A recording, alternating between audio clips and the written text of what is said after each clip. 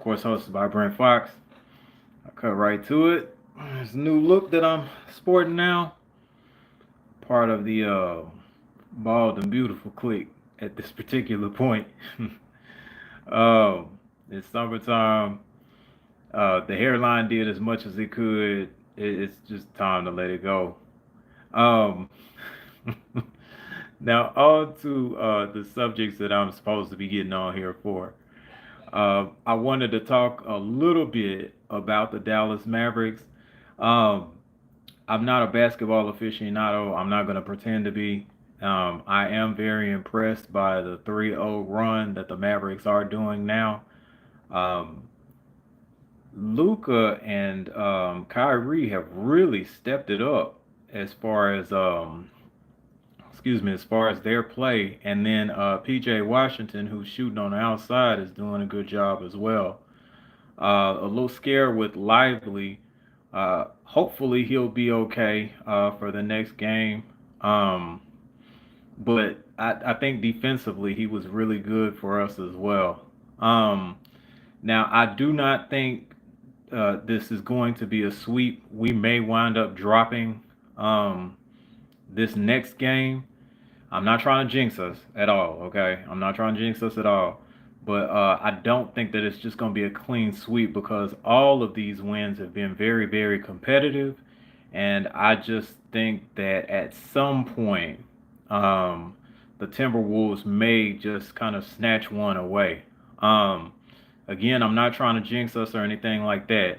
But I think that just from what I've noticed, they're too good of a team to just get completely swept. I think that they'll probably make one last stand tomorrow night, and then they may be able to pull off a victory, and then maybe at best they pull off another one. But I think after that, it's pretty much the series is going to be done, and Mavericks will be Western Conference champions. Where it goes from there, we will have to see. I think that um, I think that the Celtics are probably going to take it from the Pacers, and then we wind up meeting them in the NBA Finals, and who knows what happens with that. Um, but again, very very excited for my Dallas Mavericks. Little shout out or message to 503 line: don't jump on this bandwagon now, okay? Just because the Mavericks are actually winning and they're doing stuff with Luca and Kyrie, don't jump over here on this bandwagon, brother. You know, you can go ahead and root for the Houston Texans and the Kansas City Chiefs and anybody else in the AFC East or AFC West or whoever you want to root for. But as far as football, but like with basketball locally, nah. No, I'm just these are just jokes, man. I always joke about his fanhood anyway. Um, but anyway, I just I'm very proud of our Mavericks, and hopefully we can go on to actually win another championship. That would be wonderful to have Jason Kidd, who actually played here and won a championship here as a player, turn around and do it as a coach. He'll be a Dallas legend probably forever.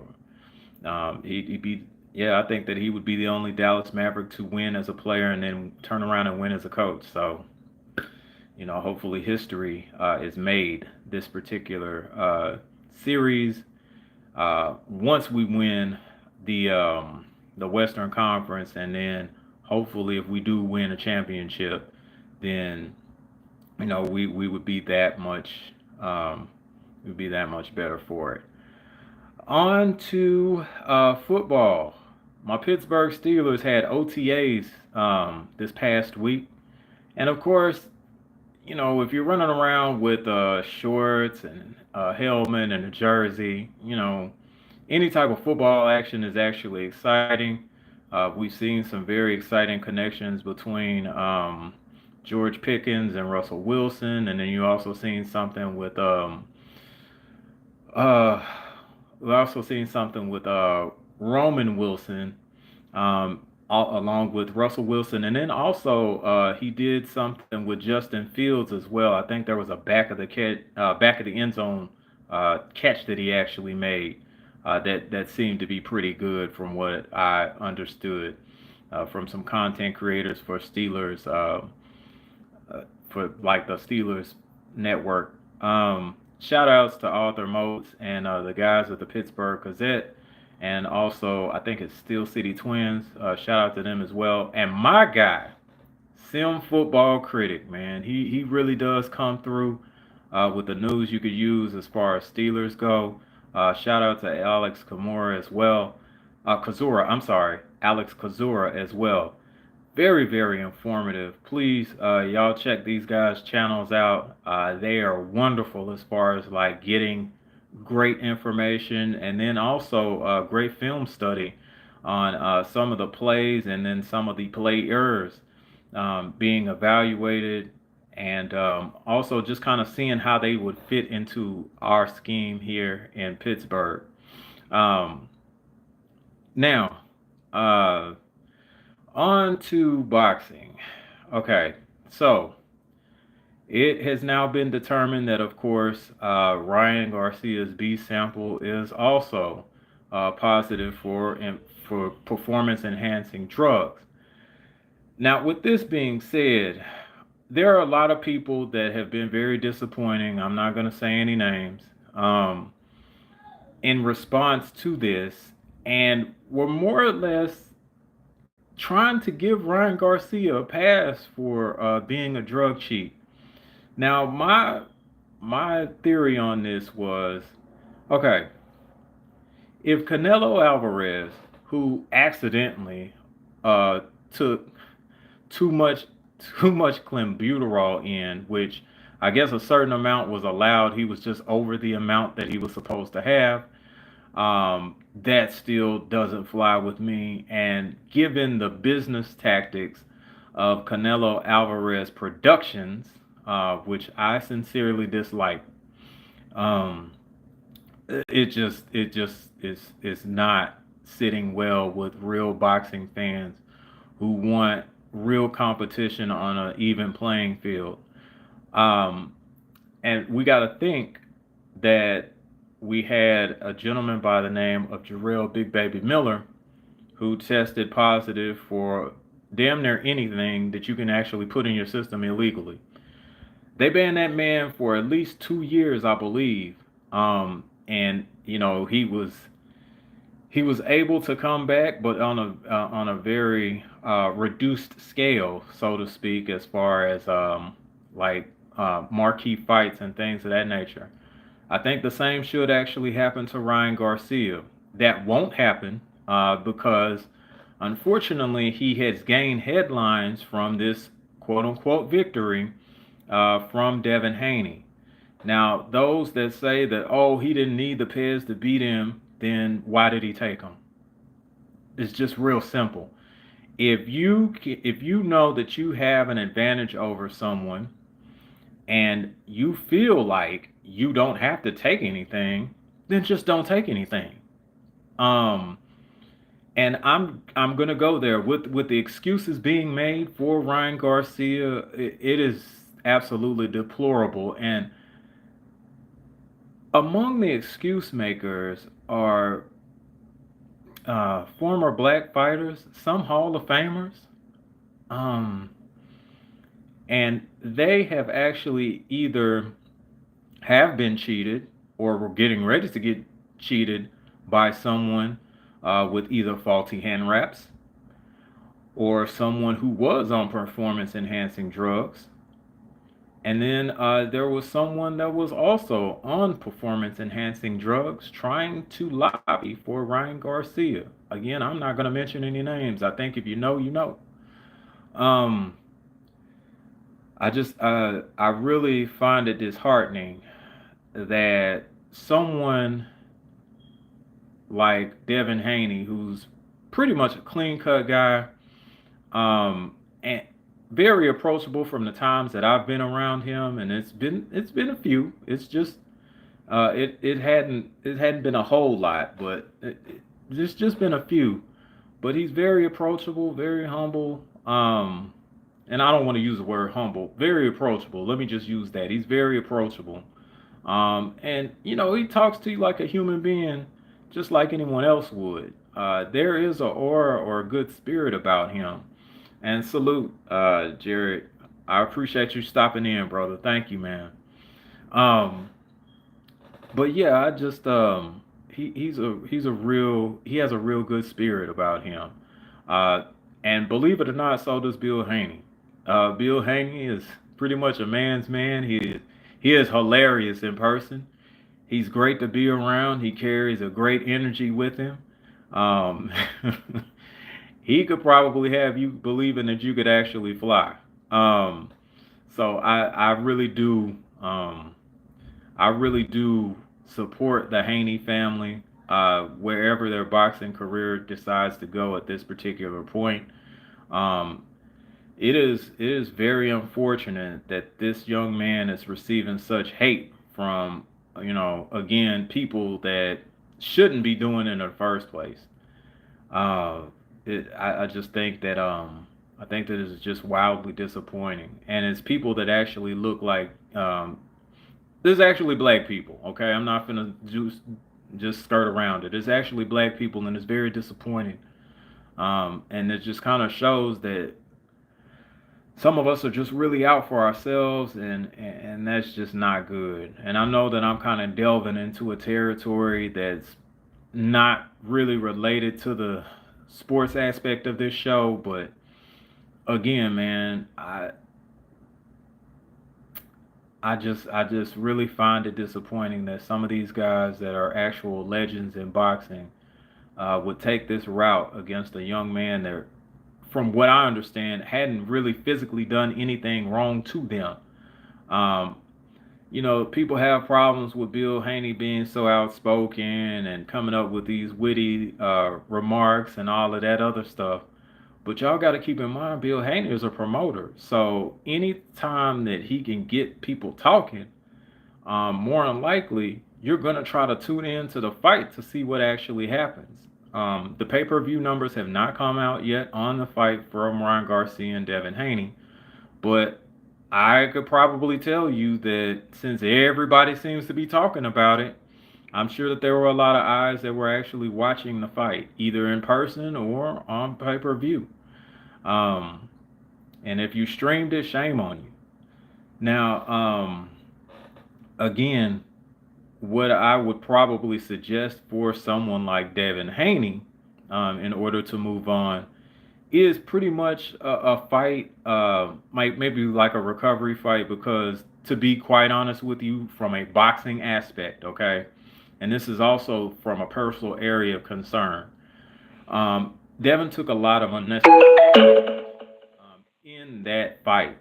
So I think that it would be best. And again, I'm not in any type of way um, business connected to Devin Haney Promotions. But as a true boxing fan, what I would probably suggest would be a recovery fight. There was a lot of damage done in that particular Ryan Garcia fight. There are just some things that just may need to be fine tuned before we take on a big fight again. I think that it's very important to try to do a recovery fight because of the damage that was actually taken. Speaking of recovery fights, um, there is one Earl Spence that may actually wind up fighting Sebastian Fundora in October. This is a very dangerous fight, especially one, you're moving up in weight, so we don't know what your punch resistance is going to be like once you actually move up. Which leads me to, I know you don't take tune-ups, EJ. I know that. You really do have the heart of a champion, and I appreciate that. But at the same time, man, I just kind of wish that there was a more logical approach, and I'm not saying that to be insulting. Again, I am actually a fan of the sport, but I am a fan of these human beings as well. Okay, Earl Spence is a great dude. Um, I think I've only come across him once though, and that's kind of sad because I am from Dallas. as well. But I, you know, I should probably be a little bit more active in maybe the smaller boxing circles to where I could probably catch him and talk to him. But from what I saw, Marvel Jarvo or Jarvis Shepard, who is a professional fighter, has been training Earl Spence. They have actually been sparring partners at one point in time, and I think that it is good for EJ to get back into it with somebody that actually knows him and could kind of help build him back up. So shout outs to Marvel Jarvo for helping Earl out and trying to get him ready for the Fondura fight. Um, you know, any way that he could. I again, I'm still kind of concerned about the training process. I'm still kind of concerned about Earl having to take on this kind of fight. Fondura is he's pretty much an action fighter and he likes to fight inside. That's where Earl likes to do his work too. But once when you're fighting inside, you're more liable to get hit with short, sharp punches, which are more damaging than the longer punches that you'd be able to avoid or block. So I mean, it is a very dangerous fight. It is a very dangerous fight for Earl to be taking. I commend him at the same time, but I'm also concerned. Um, so I mean, hopefully, he comes out with a victory on that particular one, and then he may be able to move on to bigger and better things. Salute, Coach 67, man. Thank you so much for coming in, brother. I appreciate you. Thank you so much, man. Um, Also, I want to speak very quickly about the Tank and Frank Martin fight. Um, I believe that particular fight is going to be a bit more challenging than what casual fans may think. A lot of people believe that Frank Martin may wind up getting knocked out by Tank in early rounds, which I don't believe to be true at all. But I do think that Frank will give Tank a challenge for as long as it lasts. I had actually bet a few gentlemen in the barbershop that Frank may actually win the fight. So there is some faith there that he could probably pull it off. We will just have to wait and see. Also, there is another fight that is or fight card that is actually coming this weekend, which is the 5-on-5 series headed off by Deontay Wilder versus Big Bang Zhang. Now, this fight is actually particularly dangerous for Deontay Wilder, and I really do think that he has a very good chance of winning this particular fight. Zhang is a southpaw, okay? And the way that southpaws are set up, and I see you, Coach 67. I kind of hope Frank wins too. I really do. I hope Frank wins too. And I do hope that Zhang. I hope that Wilder does put on a good showing. And let me just go ahead and get to that too. Southpaws are susceptible to right hands, and if lined up properly, um, Deontay can use the long jab that he used to use as a range finder and a blinder to Zhang, and then he can walk Zhang right into a right hand, and he may recover from the first one, but if he keeps getting hit with that right hand, he's not getting back up.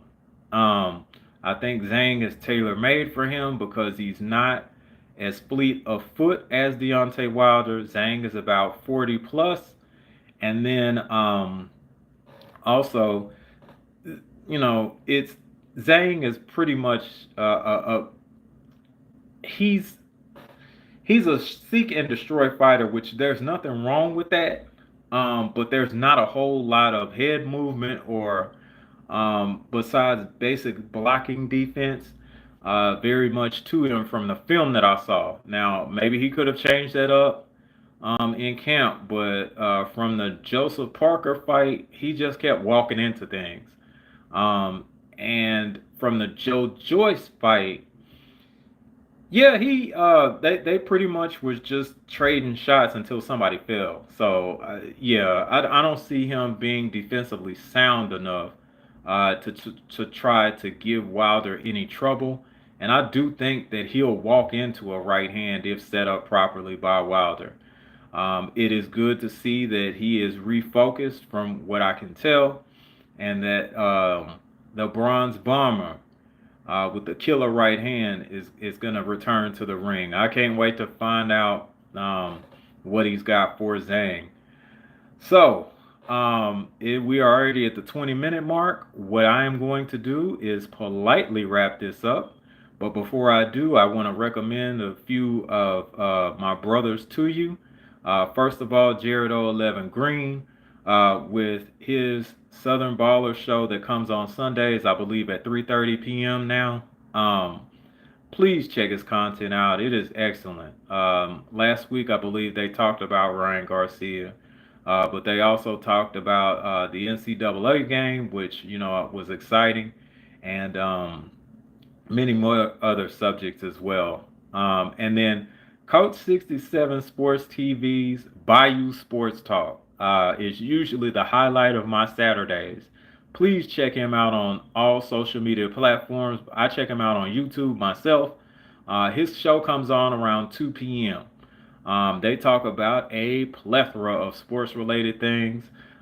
His sister moderator, Kay, she is wonderful and delightful.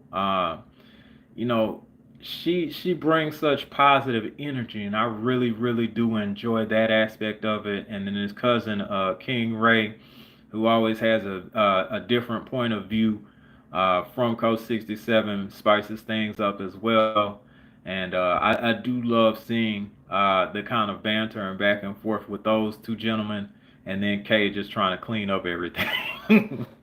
So please check them out. And then also, check out my brother Cadillac Red's content. He usually does Usual Suspects on Mondays and Fridays, I believe. The time is actually a little different. I think it's probably around like 7 p.m. or 7:30 p.m. Central Standard Time, usually on YouTube. Those come on, yeah, Mondays and Fridays. I don't know if he does Views from the Lack on Wednesdays anymore, but if he does, y'all please check that out. That usually happens around, I think, 3:30 in the afternoon Central Standard Time. Please check out my brother I Am Trill Will show. He usually comes on Mondays. Um, Mondays, I know Mondays, Fridays, some Thursdays as well, if I'm not mistaken, and then the legendary Soul Man Sundays that he actually does, which are a treat. The Friday show I know usually comes on around 7 p.m. Central Standard. The Monday shows, I think they're probably around maybe 1 or 2 p.m. Central Standard. And then the Thursday shows, I think, are on around the same time, or they vary. The Thursday shows vary. And then, uh, what? I think it was another day that he does the shows as well. And it's slipping my mind. Forgive me, Will, but I just want to make sure that people check out your content too, man. He's found on YouTube on all of those particular days at those particular times that I've mentioned. Um, Again, I do want to thank um, my brothers for showing up and showing support. It really means a lot to me. Thank you so much. And for you that are watching, thank you. If you have served, or if you have family members that served, and if you have lost someone that has actually served this particular country, I just want to send a big salute to you. And I want to thank you all for your service and your dedication to this particular country. Thank you so much.